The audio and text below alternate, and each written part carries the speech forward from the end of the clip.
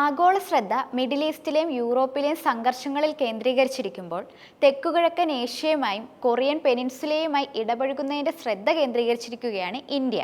നരേന്ദ്രമോദി സർക്കാർ പിന്തുടരുന്ന act east നയം ശക്തിപ്പെടുത്തുന്നതിന്റെ ഭാഗമായി നോർത്ത് കൊറിയയുമായി നയതന്ത്ര ബന്ധം പുനരാരംഭിച്ചിരിക്കുകയാണ് രാജ്യം. ഇന്ത്യ ഉത്തര കൊറിയൻ തലസ്ഥാനത്തെ എംബസി 2021 ജൂലൈയിലെ COVID-19 മഹാമാരിയുമായി ബന്ധപ്പെട്ട് അടച്ചിരുന്നു. എംബസി ഔദ്യോഗികമായി അടച്ചതായി വിദേശകാര്യ മന്ത്രാലയം പ്രഖ്യാപിച്ചിരുന്നില്ല. എന്നാൽ അംബാസഡർ അതുൽ മൽഹാരി ഗോഡ്സർവെ ഉൾപ്പെടെ മുഴുവൻ ജീവനക്കാരെയും രാജ്യം തിരികെ വിളിച്ചിരുന്നു. അതിനുശേഷം ഇന്ത്യ ഉത്തര കൊറിയയുമായി ഒരു നയതന്ത്ര ബന്ധവും പുലർത്തിയിരുന്നില്ല.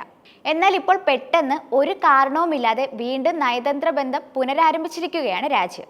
സമീപ വർഷങ്ങളിൽ ഉത്തര കൊറിയയുടെ തന്ത്രപരമായ പ്രസക്തി ഗണ്യമായി വർദ്ധിച്ചിട്ടുണ്ട്. തന്ത്രപരമായ ആയുധങ്ങൾ, മിസൈൽ സംവിധാനങ്ങളുടെ വലിയ ശ്രേണി എന്നിവ വികസിപ്പിക്കുന്നതിനിടയിൽ പ്യോങ്സാങ് അതിന്റെ ശേഷി വിപുലീകരിച്ചു. ഇന്ത്യയെ സംബന്ധിച്ചിടത്തോളം അത്തരം സാങ്കേതിക വിദ്യ പാകിസ്ഥാനിലേക്കോ മറ്റു ശത്രു രാജ്യങ്ങളിലേക്കോ പോകുന്നില്ലെന്ന് ഉറപ്പാക്കാൻ ഉത്തര കൊറിയയിൽ സാന്നിധ്യം നിലനിർത്തേണ്ടത് അത്യാവശ്യമാണ്.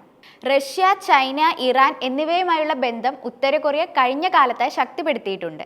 US, ജപ്പാൻ, ഇന്ത്യ, ഓസ്ട്രേലിയ എന്നിവ ഉൾപ്പെടുന്ന ക്വാഡിന്റെ എതിർ ചേരിയായിട്ടാണ് ഇതിനെ പലരും കാണുന്നത്. മോസ്കോയുമായി ഇതിനകം ശക്തമായ ബന്ധം ആസ്വദിക്കുകയും ടെഹ്റാനുമായി പ്രവർത്തനപരമായ ബന്ധം പുലർത്തുകയും ചെയ്യുന്ന ന്യൂഡൽഹിയെ സംബന്ധിച്ചിടത്തോളം പ്യോങ്യാങ്ങുമായി ഇടപഴകുന്നത് നയതന്ത്രപരമായ അനിവാര്യതയാണ്. അതുകൊണ്ട് തന്നെ ലോകം പശ്ചിമേഷ്യയിലും റഷ്യ യുക്രൈനിലും ശ്രദ്ധ കേന്ദ്രീകരിച്ചിരിക്കുമ്പോൾ നിർണായകമായ ഒരു നീക്കം തന്നെയാണ് ഇന്ത്യ നടത്തിയിരിക്കുന്നത്.